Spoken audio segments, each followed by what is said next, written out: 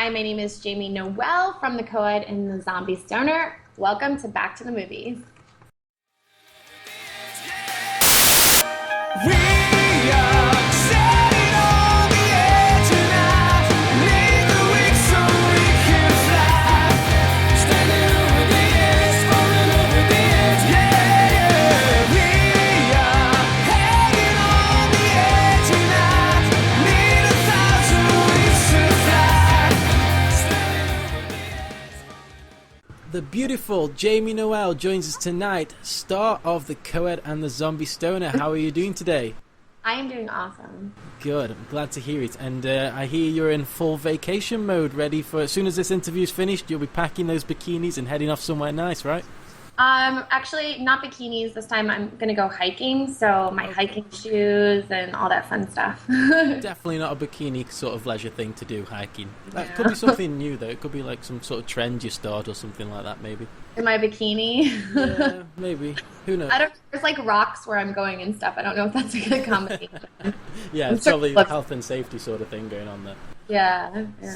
So, I mean, you play a character called Bambi, who is basically a top girl on campus. She's a sorority leader, and let's be honest here, she's the bitch of the entire movie. How did you get the role of Bambi in the movie? Okay, so I worked with Glenn before on 2 projects, and he's like, I really want you to come in and read for this character. And I picked up the script, and I read it, and I was like, wow, she's so insane. This is fun. Like, I want this. Because, I mean, I think she's really well developed, and the dialogue was just amazing that Scotty wrote. And she's loosely based on someone that actually really does exist. So, I mean, I went to the audition, and they didn't know if I got it. They were fighting between me and another girl to take the part, and Glenn was really rooting for me. And they ended up choosing me, but I knew like all the politics that went behind it. So I was like, they called me and told me I had the part, and it was my birthday, and I was out in Vegas with my girlfriend, and I think we were like 3 vodka bottles in. I'm not even kidding. I'm out like at a club, just obliterated, and you know, it's my birthday. All my girlfriends like, you know, we decided to go on vacation, and I like kind of remembered I got the part when I got the phone call, because it wasn't Glenn that called me. It was like the line producers and stuff like that said, hey, are you available? And it was literally like I got the call, I think on a Friday or Saturday night, and I had to be in LA on Monday. So it was like birthday celebration, and then I was on a movie set. It was kind of cool. That is crazy. That's absolutely crazy. But I'm really glad you actually remembered you got the part there. But the main question here is, did you have a good night? Oh my God, I had an amazing night. It was one of my best birthdays I've ever had, because I was excited about getting the part, and then I was like, yes, I'm awesome. So then it just like amped up the celebration, you know what I'm saying? And my girlfriends were like, yay, congratulations, you know?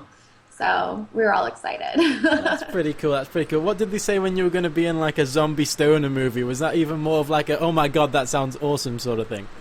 Honestly, I didn't know what to expect, because I had read my character's part. Like when you start going in and audition for a lot of things, like you take a look at the whole script, but you don't overanalyze it. You know, you just try to nail your lines, and like, because you only have so much time. And I had read the script that Sunday when I was laying in bed at the hotel. And I was like, this is interesting. This can go one of 2 ways. It can be like so like utterly awesome because it's so like it's making fun of itself, or it could not hit that mark. And I think they did a really good job of being so ridiculous that you kind of have to love it. Yeah, I agree. Yeah, it definitely hits that mark. Yeah. I mean, from speaking to you before the interview and even now, I mean, you seem like such a nice girl. So how did you get into character to play such an awful, awful person? Okay, so I do have a really, they say, you know, the brighter the light, the darker the shadow. I think that there's something important about embracing your dark side and not being afraid to go there. And I trained at the Ivana Chubbuck studio. I don't know if you like really know anything about her, but she trained Charlize Theron for Monster. Wow. And like these like really like deep dark parts, you know, and there's parts of that we go into with like method acting and you know, and breaking things down. it's like you use substitution for things, and you're not really afraid to go into those really dark, deep places. So a lot of the time, it's like you just think about something that makes you so infuriated, and you just keep going with it. I know a couple of the scenes that I did, like, obviously you just don't do one takes because you're doing it from different angles. And I'm sitting there yelling for, for 6-7 hours. You're utterly exhausted because she's not like a very, like, when you just play a lead, you're not allowed to be that, have that much emotional range because it's exhausting for the audience to watch that. But as a villain or as a supporting character, you can be a little bit more goofy and a little bit, because it's not as exhausting for the audience. So, I mean, it was like 8 hours sometimes of me just yelling. Wow.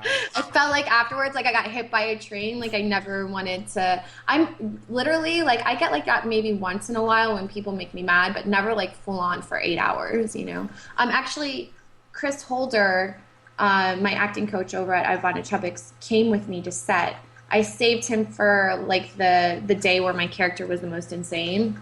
And I was like, so he actually came on when Glenn was there, and he was helping coach me and break down the script so I could really take like a really good punch at the character. Because I didn't want to make her weak, because if she's weak, then the whole movie sucks. You know what I'm saying? Yeah, she has to be like a really strong sort of leader character, doesn't she? And then she's kind of got to be independent as well. She's got to have things her way. It's got to be done just like she wants it to be done.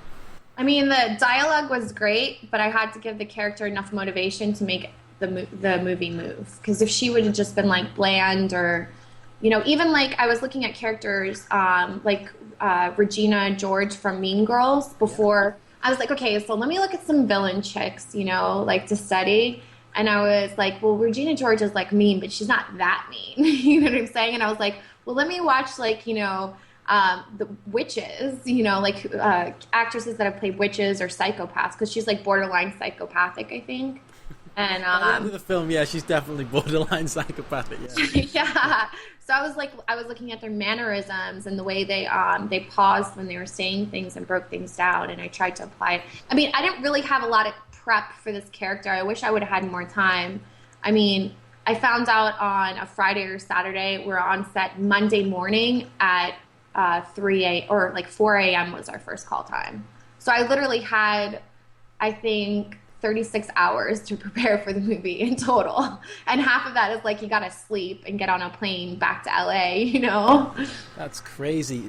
Hopefully you didn't have any psychopathic acting moments in the airport or on the plane towards LA. Nothing crazy like that.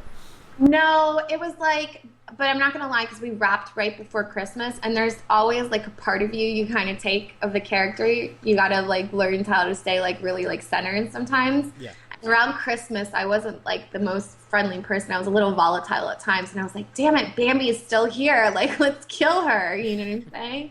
Like, she's gone. That's crazy. That's really cool. That's a nice little insight. Thanks for that. Now, I mean, you said on set you thought of certain things that made you angry, that made you annoyed. Are you able to tell us any of those things? Is it an asshole ex-boyfriend, or is there something along the lines in which you can talk about there? I think, like guys come and go, so that wasn't enough motivation for me. Like men, that doesn't really strike you as hard, because you can date a guy when you're younger for 5 months, but that's not something deep. My sister, that I adore, did something absolutely horrible, and she has no idea. I can't believe I'm telling you this. She did something absolutely horrible that I know about and that my family didn't know about, and I was using that. So basically the whole movie I'm yelling at my sister. That makes a lot of sense.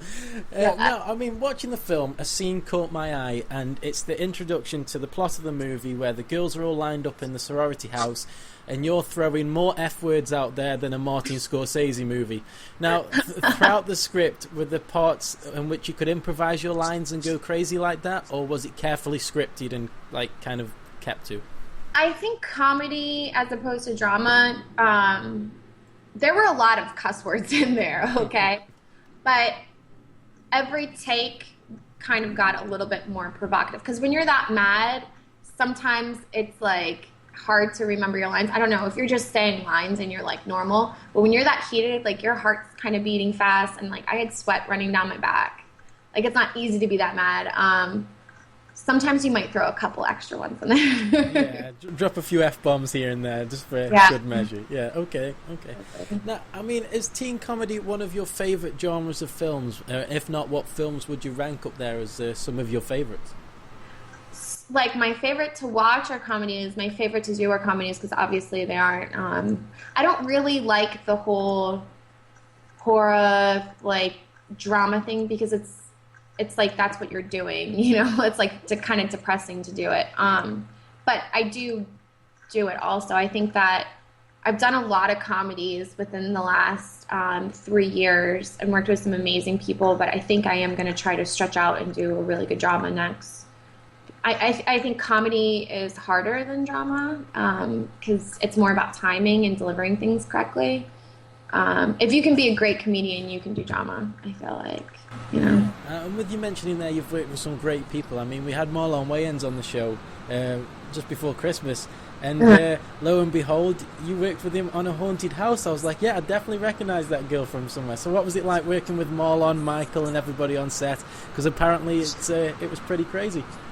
Yeah, we like a lot of the scenes I was in were like deleted scenes, just because it was improvising, and they're really cool. I mean, I haven't met anybody on any of the comedy sets I've worked on that I haven't liked. Everyone's, I usually like the people I work with, you know. I'm easy to get along with. I know I'm not Bambi in real life. Like, I'm actually kind of cool, but. Yeah, that's good. I don't think you'd get many acting jobs if you were like her, to be honest. Yeah. She's crazy. You don't think so? I'd be like the best diva ever. Okay, maybe. Okay, if they do like another Mean Girls cross with some sort of horror psychotic thing going on, you'd be like perfect for that. Out there. Don't worry, there's a lot of those girls out there. I've seen it before, but yeah, I've dated a few. Trust me. Oh, that. Yeah. This sounds like it's a recent thing. Is this a recent thing? I think you're trying to interview me here. I think I'm not going to give any like information away on that whatsoever because people I know will be watching this. So yeah. I mean, now changing subjects very quickly right here before I start digging a hole and stuff. You know. Where's your shovel? Where's your shovel? I think I'm using one of these big industrial ones at the moment.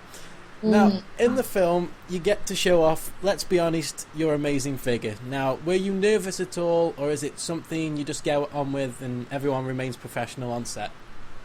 Everyone's professional on set. That's just, I mean, no one cares because they've seen it all. Like, you see blood squirting, you see, you know.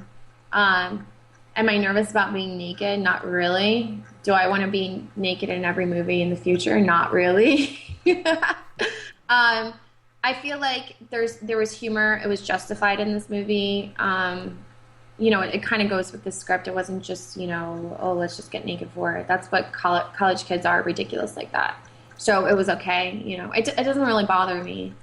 I feel like, you know, when I'm 90, I can like look back at these movies and be like, oh, there's not a saggy titty there. It's not saggy. You know what I'm saying? So like, whatever. You got it. You're young. Rock it. Who cares what people think? That's fantastic. Yeah, I'm sure when you'll be like 90 years old on your rocking chair looking over this big show reel of all these amazing films you've been in, and you see yourself bent over a kitchen like top wearing an apron. That scene was like, I was a little nerve-wracked for it. I don't know. There's like ways to hide that you actually do have clothes on. I did have underwear on, but they cut the sides off of the underwear. And they tape the top of the underwear to your kitty. So. Ouch! That's like a free bikini wax you got going on there. It's not nice. I mean, I'd rather wear that than wear nothing. That's, you know what I'm saying. Okay, fair point. Now, without giving too many spoilers away, what was your most favourite scene of the whole entire movie and why? My favorite scene in the movie. There's a lot of good stuff in the movie. I'm not going to lie. Hagfish at the end naked is absolutely hilarious. She was one of my favorite characters because she's just, I don't know, just her voice is funny to me. I don't know. Do you think that's what you'll look like when you're about 80, 90 years old? Yeah, definitely. Yeah, totally. She's still rocking it, you know what I'm saying? Yeah, I get it. I feel for that poor guy who was on the toilet at the end of the scene, though. I feel sorry for that kid. Yeah. Thank God those are sound effects. That's not real. Like, Yeah. we eat a really bad lunch and, like, videotape it afterwards. That would be evil. Yeah, we'll just throw that in the deleted scenes there. Yeah, right. Now you've had a taste of teen comedy, would it be something you'd be interested in doing more of in the future? Yeah, I like teen comedy, but I don't want to just do. I think I've done a lot of comedy lately. My next thing I want to do is a drama, but of course I'll do them. You know what I'm saying? They're fun. They're ridiculous. They're really, really. I had so much fun filming Zombie Stoners. It was so much fun. We had the greatest crew ever. I love our crew. Mostly women. I was so surprised. You would think like a teen comedy like this would be like, because I would say maybe 70-80% of the crew that works on movies usually is men. We had like a chick DP, director of photography, amazing. Most of our camera women were chicks. Our whole makeup department, all of our PAs, really cool. It was. Really cool. I've never worked with so many women on a set before. I would think probably like 80% of our crew was women. Wow, that's impressive. It's nice Yeah. to see that, obviously, women getting more hands-on with that stuff. Because, as you say, I mean, it is mainly men who you see working on set. So I bet that was awesome for you to walk on set and have loads of people to get on with, loads of people to talk to. And say, for example, you ask a guy a question. We're not good listeners. Some things will go in through one ear and out the other. So I bet it was so nice. I'm working with men. I'm used to it. But it was just refreshing to work with the crew. And also, I like to see women do crew work because I feel like mostly you see men that are doing it, and women in crew work is kind of like a rare thing, you know. Yeah, it's really cool to see. Now, we interviewed Catherine and we asked her the exact same question that I'm going to ask you now. I mean, if you had a zombie boyfriend, where would you go on your first date? I would go to the cemetery. Wow, okay, well, Catherine said a restaurant, so here we go, cemetery. What would you do at the cemetery? We would have a picnic on top of his dead corpse, his grave. Why not, right? Yeah, it sounds romantic. Is there any sort of special food on the menu there that a zombie might enjoy? Well, zombies like dead things, right? Yeah. So we could probably go hunting in the cemetery for like a squirrel or something and then eat it together. That sounds so romantic. It's like, yeah, they should make a movie about just that. That just sounds really nice. What film projects do you have planned for the future that you can tell us about? There's a couple. I don't like to talk about things until they're shot, and even when they're shot, I don't like to talk about them until they're on a big screen. So, some dramas coming up. Yeah, mostly dramas. There's a movie coming out called Mall that I was in, and it's been released in Europe, but it hasn't been released in the United States yet. It's supposed to be coming out in autumn, and then I'm shooting 2 more at the end of the year. So Awesome. It sounds like you're going to be busy. Well, I just want to thank you so much, Jamie, for coming on the show and talking to us. I mean, all the best for the future, and I look forward to seeing how you get on in the years to come. Hopefully they won't sag too much, and we can have this talk when you're 90 years old. Yeah, and you'll be just fine. So thank you so much for coming on the show. You've been absolutely awesome. One of my favourite interviews so far this year. Thank you so much. thank you, Sean. Have fun. Bye.